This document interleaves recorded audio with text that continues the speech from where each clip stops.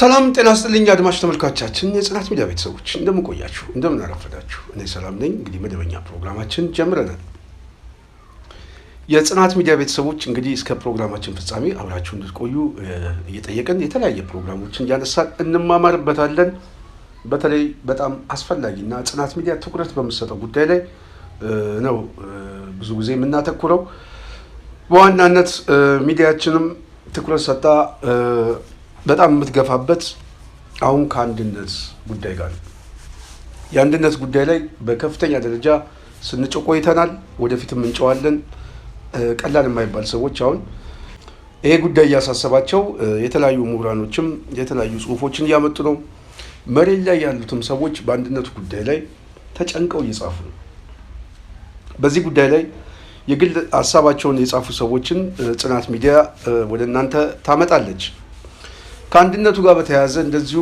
ሰሞኑን ጀነራል ተፈራም ተጠይቀው አንዳንድ አስተያየት ሲሰጡ ሰምቻለሁ በተለይ አንድነቱ የድረስ ማድረግ የለብንም ስለዚህ በዛ ጉዳይ ላይ ቴክኒካል ኮሚቴ ተቋቁሞ እየሰራንበት ነው ግን መቸኮል የለብንም የሚል እንድምታ ያለው ንግግር ተናግሯል በእርግጥ ጀነራሉ ወታደር ናቸው የፖለቲካ የሚሰጡትም ቀላል አይደለም ካላቸው ልምድ አኳያ ግን በተወሰነ መልኩ ወታደራዊ ትንተና ላይ የበለጠ ከሙያቸው ጋር ያዘነበለ ነገር ስለሆነ ትልቅ ቦታ አላቸው ከአንድነቱ ጋር በተያያዘ ግን የድረስ መሆን የለበትም እየተነጋገርን ነው ማለት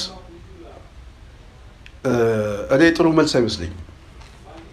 መልስ አይመስለኝም ወቅቱን የጠበቀ መልስም አይደለም በዋናነት ከአንድነቱ ጋር በተያያዘ ማሳየት ያለባቸው ሁለቱ ድርጅት መዋሃድ እና ማሳየት አይደለም አፋብኃ ራሱ መቻ እንደሆነ በአፋብኃ እኮ ድርጅት ለመሰየም መሪ ለመሰየም ቋራ ድረስ ሄዶ ተሰባስቦ እስካሁን መሪ አልሰየምም ስለዚህ መጀመሪያ አንድነቱ የሚቀድመው አፋብኃ እንደ ድርጅት ሲቆም ይሄ ካልሆነ በራሱ አንድነቱ ውጤታማ አይመጣም በነገራችን ላይ ስለ አንድነትም ስናወራ ቴክኒካል ጉዳዮች ላይ በተወሰነ መልኩ መነጋገር አለብን ብዬ አስባለሁ በአንድነቱ ማምጣት የሚቻለው ሁለት ድርጅቶች ሲዋሃዱ ውህደት መክሰም ስለዚህ ሁለት ድርጅቶች እንዲዋሃዱ ከተፈለገ አንደኛው ድርጅት እንደ ድርጅት የቤት ስራው መጨረስ አለበት የመጀመሪያ የቤት ስራው የአፋብኃ የቤት ስራ ነው ስለዚህ አፋብኃ ሴንትራል ኮማንድ ሰይሞ 13 አባላት ያሉት መሪውን ግን ከ6 ወር በኋላ ለመሰየም ዝግጅት እንደነበረ ነው አንዳንድ መረጃዎች የሚያመለክቱት እስካሁን መሪ አልሰየምም አፋብኃ እንደ ድርጅት መጀመሪያ ይቁም ከዛ በኋላ ከሌሎች ድርጅቶች ጋር የምናደርገው ውህደትን አጽድቆ ያክስሙ ይቀበለው ከተቀበለው በኋላ እነዛ ቴክኒካል ኮሚቴዎች ናቸው ከዛኛው ድርጅት ጋር የሚነጋገሩት የውህደት አመቻች ቴክኒካል ኮሚቴዎች ናቸው ይሄ ካልሆነ ግን ምናልባት ጀነራሉ በደንብ ያልገባቸው አፋብኃ የእርሶ ድርጅት ራሱ አንድ ድርጅት መሆን ካልቻለ በቴክኒካል ኮሚቴ ከዚህኛው ድርጅት ጋር አብረን እንጨርስ ቢባል ውህደቱ ያላለቀው ድርጅት ነገ ጠዋት እክል ሊፈጥር ይችላል አይታወቅም ከመሃል የሆነ አፈንጋጭ ቢመጣ ወይኔ ያልተስማማውበትም ቢል አንድነቱን ሊያፈርሰው ይችላል ስለዚህ አንድነቱ መጥራት ካለበት ሊጠራ የሚችለው መጀመሪያ አፋብኃ ድርጅት ሆኖ ይቁም ድርጅት ሆኖ የሚቆመው በምንድን ነው መጀመሪያ መሪውን ይሰይም ያልተሟሉ ነገሮችን ያሟላል ከዛ በኋላ ይሄ ድርጅት ቴክኒካል ኮሚቴዎችን ይዞ ከአፋብኃ ጋር በውህደት ጉዳይ ላይ የጋራ ስምምነት ላይ ደርሷል ያ የውህደት አመቻች ነው ሁለቱን ድርጅት ሊያዋድ የሚችለው የቴክኒካል ኮሚቴ አንድ ቲም ሊመራው የሚችለው ማለት ነው አንድ እሱ ነው ሁለተኛ የድረስ መሆን የለበት የሚያሉት ጀነራሉ ጀነራል ተፈራ ያው አክብሮት የሚሰጠው ነው። መቼም በዚህ እድሜው ቤተሰቡን ጥሎ ያውም ከህመሙ ጋር ሆኖ ጫካ ውስጥ ገብቶ በዚህ የህይወት መስዋዕትነት ላይ ትልቅ ዋጋ እየከፈለ የሆነ ሰው ነው እና እኔ ለወጣቱ ትውልድ አርአያ ነው ብዬ አስባለሁ። በተለይ ለወጣቱ ትውልድ አማራነት መዳን ካለበት እንደዚህ አይነት ቆራጥ ውሳኔ የሚወስኑ ሰዎችን እንደ አርአያ መከተል ያስፈልጋል ብዬ አስባለሁ። እነ ጋሽ ተስፋዬን አይነት መስዋዕትነት እንደተጋፈጡት አይነት ግን ጀነራል ተፈራ አሁን እዚህ ላይ የድረስ መሆን የለብንም ሲሉ አሁን ያለውን ተጨባጭ ሁኔታ ገምግመውታል ወይ? በምን ሁኔታ እንዳለ አማራ ምን አይነት ሰርክል ውስጥ እንዳለ የሰራዊቱ መንጠባጠብ ምንድነው? ከፍተኛ የሆነ በማህበረሰባችን ውስጥ ከፍተኛ የሆነ ተስፋ መቁረጦችም አሉ። ቀላልም አይባል። በፊት ትግሉ ከጀመረው ወደ ኋላ ተጎትቷል እና ይሄ ሁሉ ችግር የመጣው ከአንድነቱ መዘግየት ጋር ነው። ስለዚህ በዘገየ ቁጥር አንድነቱ ማህበረሰቡ የድጋፍ ማህበረሰቡም ሰራዊቱን ተስፋ የመቁረጥ እድሉ እየሰፋ ይመጣል። ስለዚህ አንድነቱ እጅግም አስፈላጊ ስለሆነ በአንድነቱ ጉዳይ ላይ ለምን እንደዘገየ አላወቅንም እና ከራስ በላይ የትግሉን እና የህዝባችንን ጥቅም ማስቀደም ያስፈልጋል እና አንድነቱ በዘገየ ቁጥር የምትከፍሉት ኮስት አለ። ያ ኮስት ፖለቲካዊ ኮስት ነው። ስለዚህ ያ ፖለቲካዊ ኮስት ደግሞ አገዛዙ የማጥቃት እንቅስቃሴ ውስጥ እየገባ ነው። ይሄ በየስብሰባ መድረኩ ላይ የተለያየ ዲስኮርስ የሚያቀርበው የፖለቲካ የማጥቃት ስራ እየሰራል፣ የማሳጣት ስራ እየሰራል። ለምሳሌ አፋጎ አካባቢ ቴዎድሮስስ ሰሞኑን አንድ ሚዲያ ላይ የወጣ ነገር አለ። በተለይ በትጥቅ ትግል ውስጥ እንደዚህ አይነት ነገር ያውም ገና በፖለቲካ ገና ማቹርድ ያልሆነ የማህበረሰብ ክፍል በጣም ብዙ ብልጫና የሴራ ትንተና እየተወሰደበት እንኳን የመረዳት አቅሙ በጣም ወደ ኋላ ይቀረ። እንደዚህ አይነት ነገር ወደ ሚዲያ ሲመጣ ሊያስከፍል የሚችለው ኮስት ምንድን ነው ብሎ እንኳን እየገመገመ አይደለም። አሁን 3 ሴቶች ሰሞኑን እኔ ዝርዝር ውስጥ አልገባም፣ ያው ሀሳባቸው ገብቶኛል። እነዛ ሴቶች የደህንነት ስራ እየሰሩ የባንዳነት ስራ እየሰሩ የፋኖ ወንድሞቻችን እያስመቱ ነው። ስለዚህ እንደዚህ አይነት ጥፋት እንዳይደገም መቀጣጫ አድርገናል ብለው ለማሳየት ነው። ግን ጥቅሙ ምንድን ነው? ፖለቲካ ጥቅሙ ምንድን ነው? እስቲ እዛ አካባቢ ያላችሁ ሰዎች እንደው ከዚህ በፊት አንድ የደብረ ማርቆስ የሰላምና ደህንነት ኃላፊ ያዝነው ተብሎ ዜና ተሰርቶ ከዛ በኋላ ደግሞ ሰውየው ተለቀቀ የሚባል ነገር ሰምተናል። ያ ዜናን በሰማንበት ሁኔታ የእነዚህ ሰዎች በዚህ መልኩ ዜናው መስራት ጥቅሙ ምንድን ነው? ፖለቲካዊ ጥቅሙ ምንድን ነው? አትርፋችሁበታል ወይ? መሬት ላይ አስተምራችሁበታል? መሬት ላይ አትርፋችሁበታል? ምናምን የሚለውን ገምግሙት እና እንደዚህ አይነት ነገሮች ሲመጡ ጀነራል ተፈራ ቅድም እንዳልኩት በዘገየ ቁጥር አንድነቱ እንደዚህ አይነት ያልታሰቡ አደጋዎች ይመጣል። የህዝብ ግንኙነት ስራ፣ የፖለቲካ ፕሮፓጋንዳ ስራ ምናምን ተጠናክሮ የመጣ ኃይል እንደሌለ ማሳያ ሲሆን እንደዚህ አይነት ክፍተቶች ፖለቲካውን ይጎዱታል። ከአንድነቱ በፊት ፖለቲካው እየተጎዳ ከመጣ ማህበራዊ መሰረቱ እየራቀ ከመጣ ሰራዊቱ ከተንጠባጠበ በኋላ አንድነቱን ሰይመናል፣ አሁን አንድነቱን አምጥተናል ብትሉ ትርጉም የለውም። ስለዚህ ትርጉም የለውም፣ ዋጋ ትከፍሉበታላችሁ። ስለዚህ ጀነራል ተፈራ በዘገየ ቁጥር ሊያስከፍል የሚችለውን ኮስት መገምገም ያስፈልጋል ማለት ነው። አንድነቱ ከዚህ በፊት ስለ አንድነቱ በጣም ጠቃሚ ነገሮችን በዝርዝር መጥቼበታል። በተደጋጋሚ ይሄንን መደጋገም አልፈልግም። ከዚህ ጋር ከአንድነቱ ጋር በተያያዘ በስፋት ጠቀሜታውን ለማስረዳት ብዬ ነው እንጂ አብዛኛው ሰው ሳያውቀው ቀርቶ አይደለም።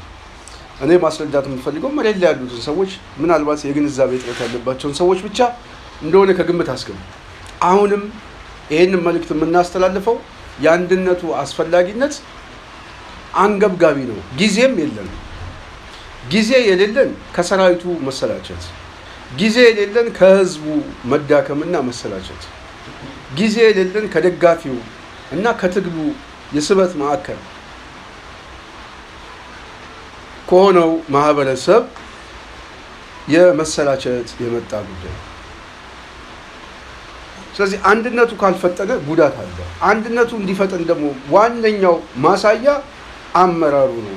ጀነራል መጀመሪያ ከፊት ያላችሁ ሰዎች ናቸው። ጥሪ ሲያቀርቡ ሰምቻለሁ። ለመላው የአማራ ህዝብ ነፃነት ወይ ባርነት ከሁለቱ መርጠህ መሰለፍ አለብህ፣ ካለበዛ ነፃነት ዝም ብሎ በነፃ አይመጣም ብለው ጥሪ ሲያቀርቡ ሰምቻለሁ። ትክክል ናቸው። ይሄ ያውቋል። ግን ነፃነት የሚመጣው ወይም ደግሞ ይሄ ወጣት ክተት ብሎ የሚገባው መጀመሪያ ከፊት ያሉ ሰዎች ሞዴል ሆነው ሲያሳዩት ነው። በምን? በድርጅት፣ በምን? በአንድነት፣ በምን? በትግላዊ ጓድነት አርአያ ሆነው ሲያሳዩት ነው። የአታጋይነት ሚና መወጣት ሲችሉ ድርጅት ፈጥረው ሲሰጡት ነው። ስለዚህ ድርጅት እንደዚህ አይነት መለማመድን ሲያመጣ ህዝቡ ምን ይሆናል? ሞራል ይሰንቃል። እንኳን ህዝቡ አይደለም ውጭም ያለው ህዝብ እዚህ ትግል ውስጥ ልግባ ምናምን። ከጀርመን እኮ መጥቶ እኮ መስዋዕትነት የከፈሉ ሰዎች አሉ። ለምን? ከፊት የነበሩ የትግሉ መሪዎች ያንን መሬት ላይ ስላሳዩት። ስለዚህ ያንን ኃላፊነት ወስደው የሚያሳዩት ሰዎች አሁንም በትግሉ ከፊት መምጣት አለባቸው።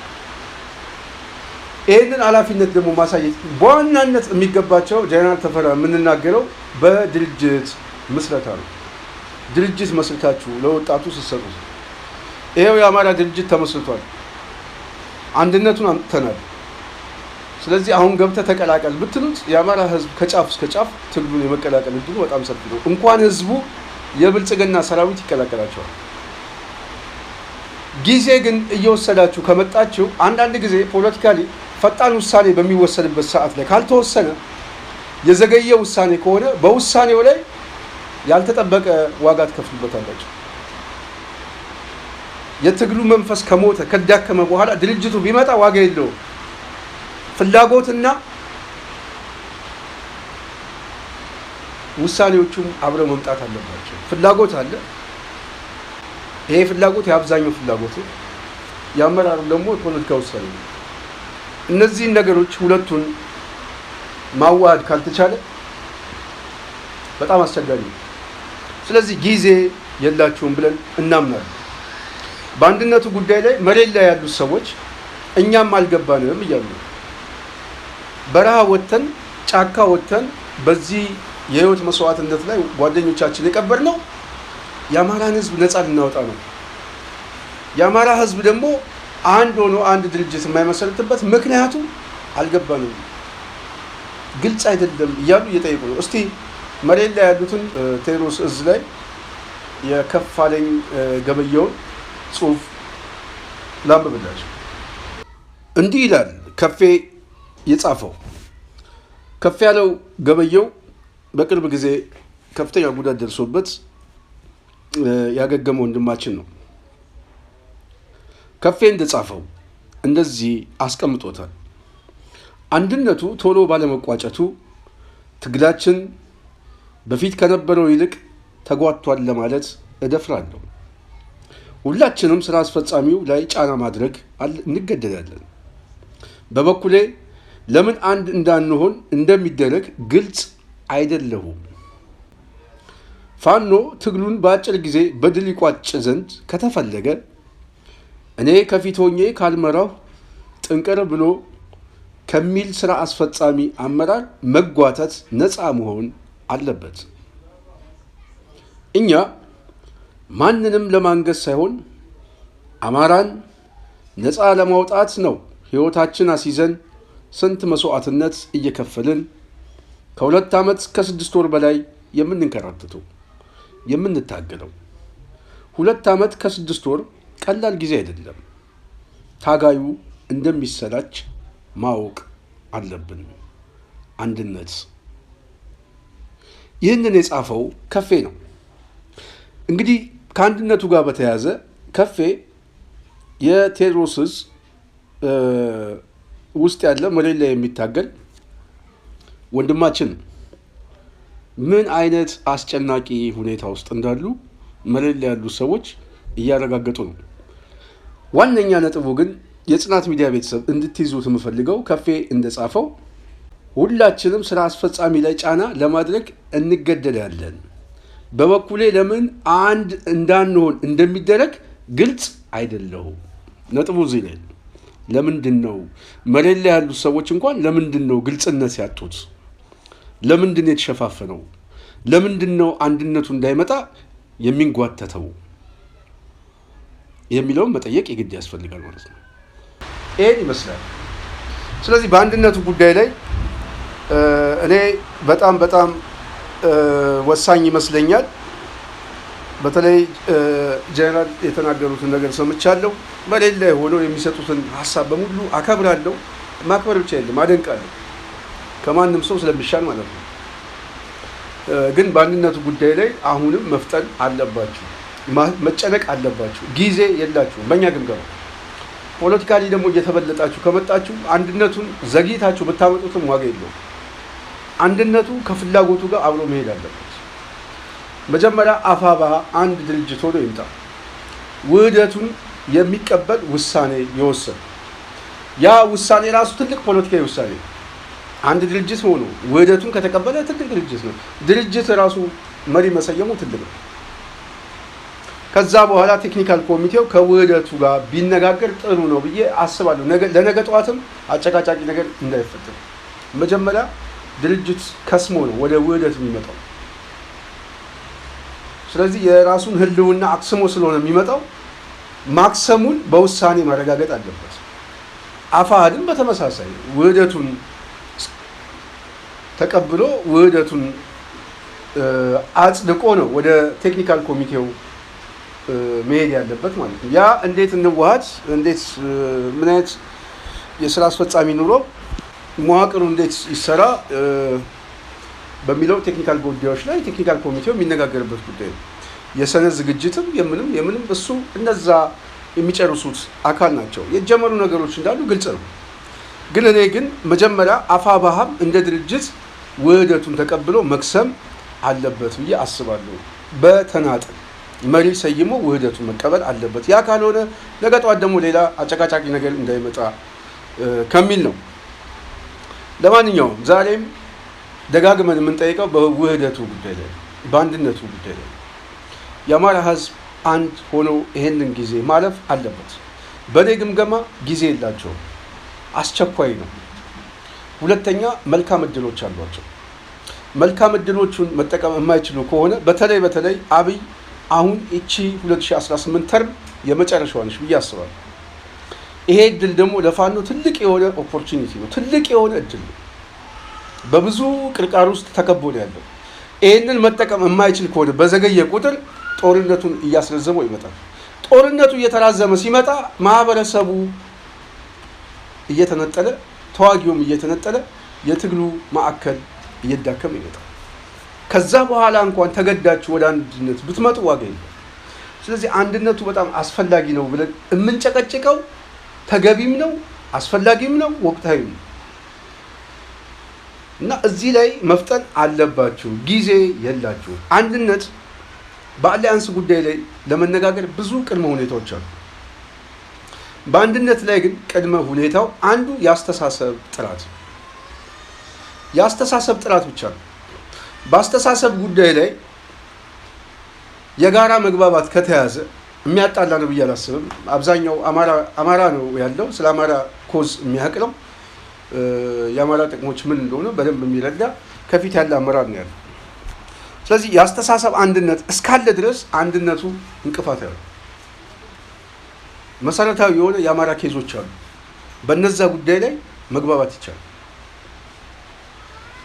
ስለዚህ አንድነቱን ማፍጠን በጣም እኔ በአማራ ፖለቲካ ውስጥ ምናልባት እጅግ በጣም የኃይል ብልጫ የሚወስድበት ጦርነቱ የሚያልቅበት በአጠቃላይ የኢትዮጵያ ፖለቲካ ሽፍት የሚያደርግበት የትኩረት አቅጣጫ የሚሆን የአሰላለፍ ለውጥ የሚያደርግበት የአማራ የአንድ ድርጅት የአንድ ውህድ ንቅናቄ እጅግ በጣም ከባድ ነው ብዬ አስባለሁ።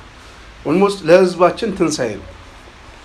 ትግሉን የበለጠ የሚያፋፍምበት ከውጭም ከውስጥም ከፍተኛ የሆነ ሪሶርስ የሚያገኝበት የፖለቲካ የፕሮፓጋንዳ ድጋፍ የሚያገኝበት ወርቃማ እድል። ይሄ ወርቃማ እድልን ተጠቀሙበት።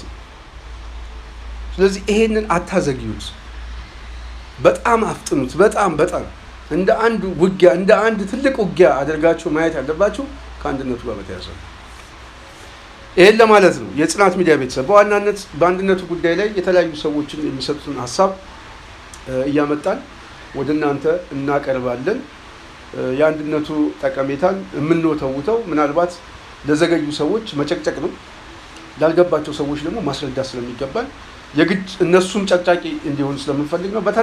በተለይ ደግሞ በሰራዊት ውስጥ የተለያዩ ሰዎች ይህን ሀሳብ አጠናክረው መቀጠል፣ መግፋት፣ አመራሩን ፑሽ ማድረግ የግድ ያስፈልጋል እያስባለሁ። ደጋፊው በውጭ ያለውም ደጋፊ እንደ ቅድመ ሁኔታ ማስቀመጥ ሚዲያው ነው የሚያለው እንደ ቅድመ ሁኔታ። ምክንያቱም ትግሉን መጠበቅ የሚገባን ከአንድነቱ ጋር በተያያዘ ነው ብዬ ስለማስብ ነው። የጽናት ሚዲያ ቤተሰብ በሚቀጥለው በሌላ ሀሳብ በሌላ ዝግጅት ስትመጣ የዛሬ በዚህ ያበቃለሁ። ስለነበረን ቆይታ ከልብ አመሰግናለሁ። እኔ ስንታየሁ ቸኮል ነበርኩኝ። ሰላም።